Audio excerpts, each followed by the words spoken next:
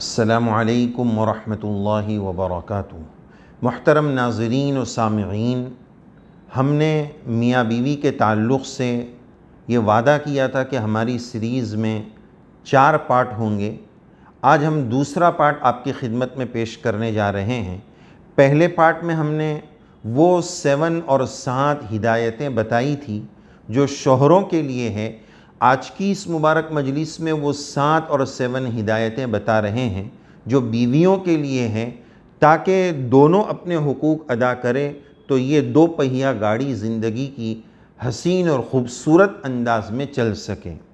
اور یہ بات بھی بطور نوٹ کی یاد رکھیں کہ یہ جو ہم 21 پوائنٹس ٹوٹل دے رہے ہیں، 7 شوہر کے لیے، 7 بیویوں کے لیے اور 7 کامن، تو ایسا نہیں ہے کہ ٹوٹل یہ 21 ہی پوائنٹ ہیں، 21 ہی ہدایات ہیں، اور بھی ہو سکتی ہے، اور بھی باتیں ہو سکتی ہے۔ ہم نے جو جمع کی ہے مختلف کتابوں سے، مختلف مقامات سے، وہ 21 ہم نے جمع کی ہے۔ تو بہرحال آج کی اس مبارک مجلس میں ہم وہ 7 باتیں پیش کر رہے ہیں جو بیویوں کو سمجھنے کی ہے اور ان کو بجا لانے کی ہے، تاکہ وہ شوہر کے صحیح حقوق ادا کر سکیں۔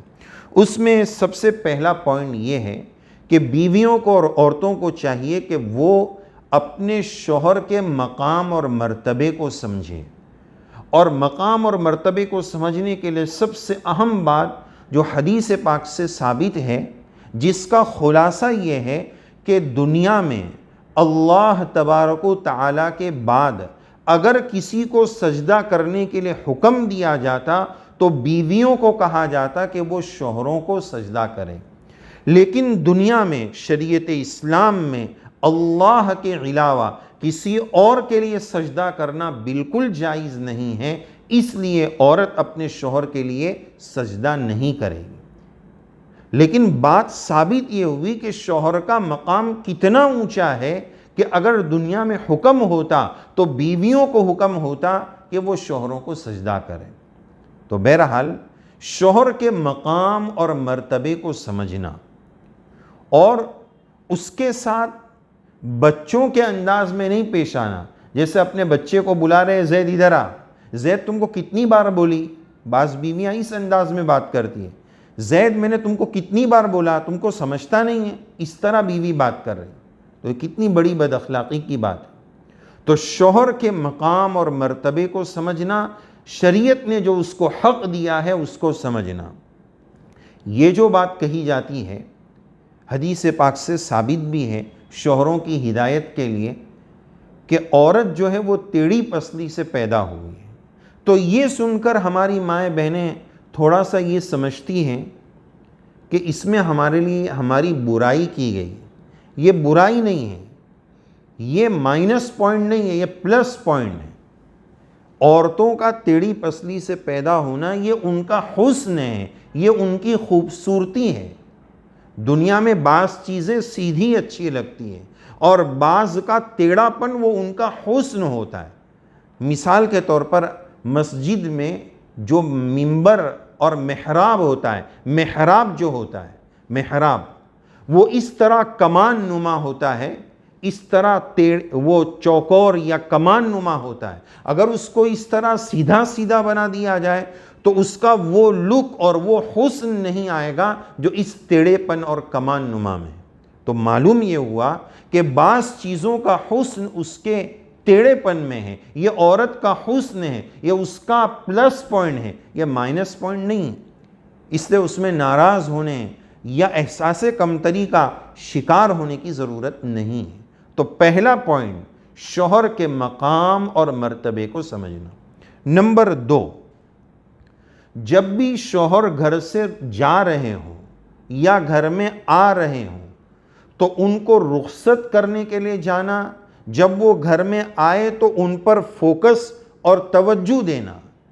ہم کھانا بنا رہے ہو، کوئی اور کام کر رہے ہو، کوئی اور مشغولی ہو، اس احساس کے ساتھ کہ میرے لیے میرے شوہر 1 نمبر پر ہے، دوسرے سب کام بعد کے ہیں، شوہر پہلے نمبر پر ہے، تو رخصت کرنے کے لیے جانا جب وہ جا رہے ہوں۔ مشایعت، کسی کو چھوڑنے جانا، یہ ویسے بھی سنت ہے۔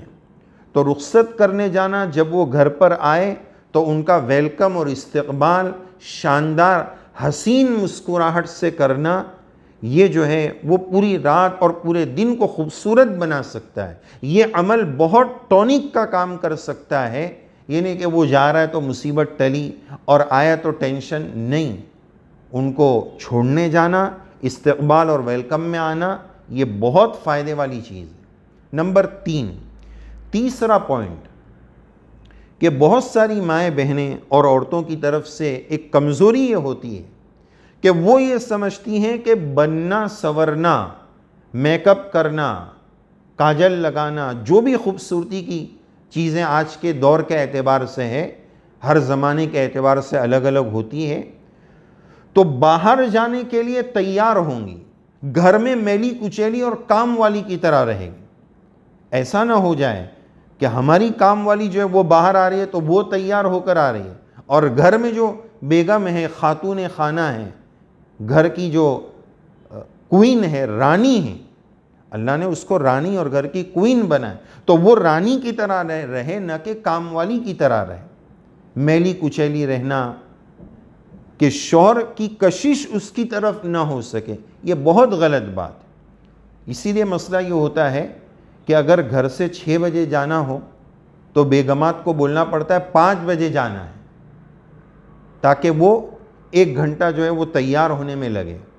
اگر 6 بجے رائٹ ٹائم وہی ایگزیکٹ ٹائم بولیں گے تو پھر 7 بجے نکلنا پڑے گا، گاڑی چھوٹ جاتی ہے، اتنا تیار ہونا پڑتا ہے۔ باہر جانے کے لیے اتنا تیار ہونا ہے، اور شوہر کے لیے جس کے لیے بننا چاہیے، جس کے لیے سنورنا چاہیے، جس کے لیے سجنا چاہیے، اس کی لیے تیار ہونے میں 5-10 منٹ بھی نہیں لگاتے۔ تو باہر جانے سے اچھا، باہر جانے کے لیے بننے سنورنے سے اچھا گھر کے لیے، شوہر کے لیے بطور خاص بننا سنورنا ہے۔ دوسرے گھر میں اگر نامحرم مرد ہے، اس کی رعایت کے ساتھ شوہر کے کمرے کے لیے بننا سنورنا، یہ عورت کی بہت بڑی ذمہ داری ہے، تاکہ شوہر کی کشش اس کی جانب آ سکے۔ اس کی رعایت بہت ضروری ہے۔ ماؤں بہنوں سے اس سلسلے میں آج کل بہت کمزوری کی شکایات ہوتی ہے۔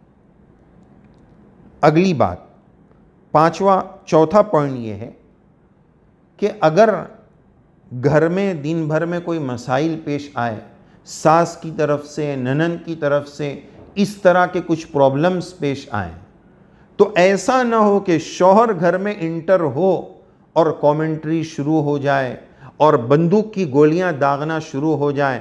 آج تمہاری ممی نے ایسا کیے، تمہاری بہن نے ایسا کیے، 1 ہفتے سے بولی ہوں لائٹ بل بھر دو، ابھی تک بھرے نہیں ہوں۔ ارے بھائی، وہ بزنس اور جاب سے، آفس سے، وہاں کے سب ٹینشن لے کر آ رہا ہے، فریش ہو جانے دیجئے، دلی سکون اور دماغی سکون مل جانے دیجئے، پھر پرائیویٹ میں دن بھر کی باتیں سنائیں گے تو اس کا ہو سکتا ہے اچھا اثر پڑے۔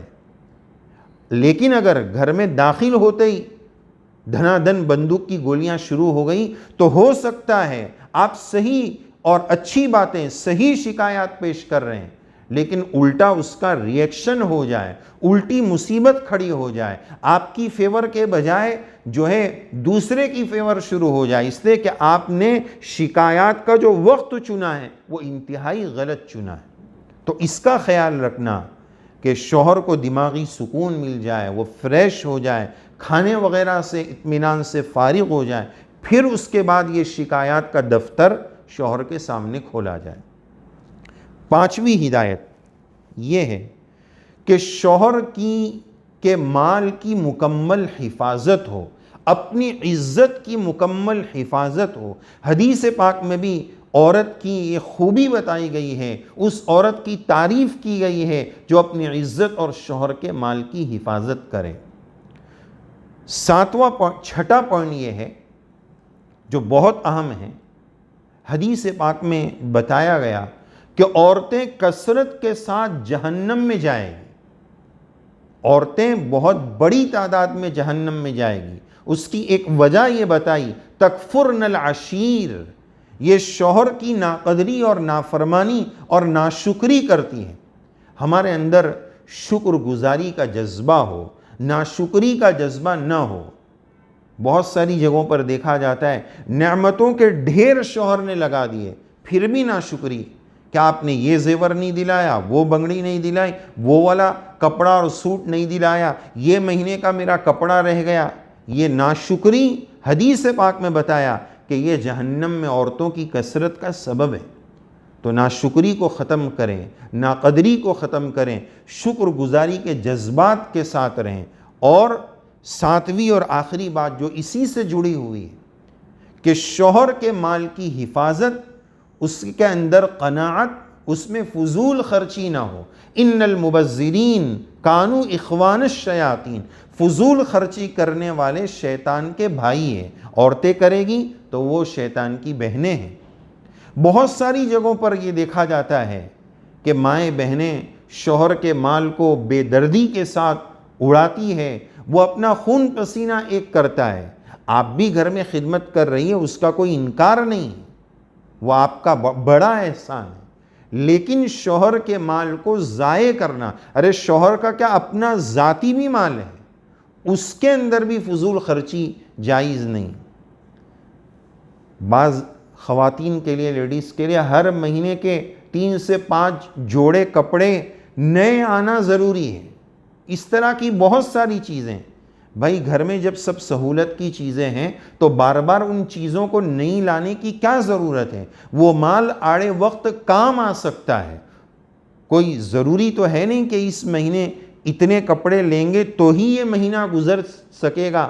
وہ تو کھانے کی طرح ہو گیا کہ بھوک نہیں مٹے گی تو جان چلی جائے گی، پانی نہیں پئیں گے تو پیاس سے جان چلی جائے گی۔ لیکن چند مائیں بہنیں ایسی ہوتی ہیں کہ نیا کپڑا نہیں ملے گا ہر مہینے کا تو ان کی جان چلی جاتی ہے۔ تو شوہر کے مال کی حفاظت، اس موقع پر ہم اس واقعے کو مائیں بہنیں یاد کریں کہ ازواج مطہرات نبی کریم علیہ السلام کی زوجات نے رسول اللہ صلی اللہ علیہ وسلم سے ایک ڈیمانڈ کی۔ اللہ کے نبی علیہ السلام کو ناراضگی ہوئی۔ 21ویں پارے کے آخری صفحے کی آیات جو نازل ہوئی، اس میں اللہ تعالیٰ نے نبی کریم علیہ السلام کو یہ بات بتائی کہ آپ اپنی بیگمات سے یہ فرما دیں کہ اگر وَإِن كُنتُنَّ تُرِيدْنَ اللَّهَ وَرَسُولَهُ وَالدَّارَ الْآخِرَةَ وَإِن كُنتُنَّ تُرِيدْنَ الْحَيَاةَ الدُّنْيَا، اگر تم کو یہ دنیا کی زینت اور ٹیپ ٹاپ چاہیے، دنیا کا سامان چاہیے، فَتَعَالَيْنَ، آئیں میں تمہاری چھٹی کر دیتا ہوں۔ اور اگر وَإِن كُنتُنَّ تُرِيدْنَ اللَّهَ وَرَسُولَهُ، اللہ اور اس کے رسول چاہیے، تو اسی کرکسر کے ساتھ، قناعت کے ساتھ، اچھے انداز میں رہیں، آخرت میں بہت اللہ کی طرف سے اجر ملے گا۔ تو بعض بیگمات اور بیویاں ایسی ہوتی ہیں کہ شوہر کی انکم سے زیادہ وہ چادر پھیلاتی ہیں، ان کے خرچے ضرورت سے زائد ہوتے ہیں۔ شوہر کو اللہ نے جس درجے کا مال دیا، اسی درجے میں اپنی ضرورتیں پوری کرنے کی عادت ڈالنا۔ بعض بیویاں تو یہ بولتی ہیں تم لاؤ پیسہ، بس کہیں سے بھی لاؤ، مجھے تو میری چیز چاہیے، مجھے تو میرے کپڑے چاہیے۔ یہ لائف پارٹنر تھوڑی ہوا۔ لائف پارٹنر تو وہ ہوتا ہے کہ ہر خوشی غمی کے موقع پر پارٹنر بن کر رہے، حالات میں بھی ساتھ دے۔ خوشی مل رہی ہے، مال مل رہا ہے، ملیدہ مل رہا ہے، کپڑے مل رہے ہیں، زیور مل رہے ہیں، تب تو ہم جو ہے اچھے سے رہیں۔ اور ذرا سا حالات آ جائیں اور اس مہینے کے کپڑے نہ آئے تو ہمارا منہ اتر جائے، یہ نہیں ہونا چاہیے۔ یہ بہت بڑی ناشکری کی بات ہے۔ تو آخری اور 7واں پوائنٹ، شوہر کے مال کو ضائع نہ کرنا، فضول خرچی نہ کرنا، قناعت والی زندگی گزارنا، جیسا کہ اللہ تبارک و تعالیٰ نے ازواج مطہرات اور رسول اللہ صلی اللہ علیہ وسلم کی زوجات اور بیگمات کے بارے میں آیات نازل فرمائیں۔ آپ ذرا غور فرمائیں کہ بیگمات نے کیا مانگا تھا، ازواج مطہرات نے کیا ڈیمانڈ کی تھی۔ بعض مفسرین کے بقول انہوں نے کوئی بنگڑی، زیور، جوڑا، کپڑا یہ نہیں مانگا تھا، انہوں نے تو صرف یہ ڈیمانڈ رکھی تھی کہ آئے دن ہم کو اناج لینے کے لیے پڑوس میں جانا پڑتا ہے، تو ہماری چاہت یہ ہے کہ ہمیں 1 مہینے کا اناج بھر کے دے دیا جائے۔ صرف گھر کی ضرورت کا اناج 1 مہینے کا اسٹاک مانگا تھا، اس پر اتنی ناراضگی کی آیات نازل ہو گئی۔ تو ہماری ماں بہنوں کو بھی چاہیے کہ مالی اعتبار سے، فائنینشلی طور پر ہم اپنے شوہروں کا ساتھ دیں۔ یہ نہیں کہا جا رہا ہے کہ آپ جاب پر جائیں، ہمارا مستقل ویڈیو موجود ہے عورت کے لیے جاب کرنا جائز ہے یا نہیں، آسان دین چینل پر آپ دیکھ سکتے ہیں۔ لیکن بہرحال جتنی چادر ہے اتنا پاؤں پھیلائے، شوہر کو اللہ نے جس درجے کا مال دیا ہے اسی اعتبار سے ہماری لائف ہم گزارنے کی عادت بنائیں۔ یہ بہت اچھی عورت، بہت نیک بیوی کی صفت ہے۔ اللہ تبارک و تعالی ہم سب کو ازدواجی زندگی، میریڈ لائف کی خوشیاں نصیب کریں۔ یہ ہمارا دوسرا پارٹ مکمل ہونے جا رہا ہے۔ انشاءاللہ تیسرے پارٹ میں شوہر اور بیوی دونوں کے لیے جو کامن گائیڈ لائنز اور ہدایات ہیں، 7 ہدایات ہیں، وہ انشاءاللہ ہم تیسرے پارٹ میں پیش کریں گے۔ اللہ تعالی ہم سب کو توفیق عمل سے نوازے۔ اللہ تعالی ہم سب کے گھروں کو جنت کا نمونہ بنائے، ازدواجی زندگی کی خوشیاں نصیب فرمائیں، نفرتوں سے، عداوتوں سے اللہ تعالی ہمارے سینوں کو کینوں سے پاک فرمائیں۔ آمین یا رب العالمین۔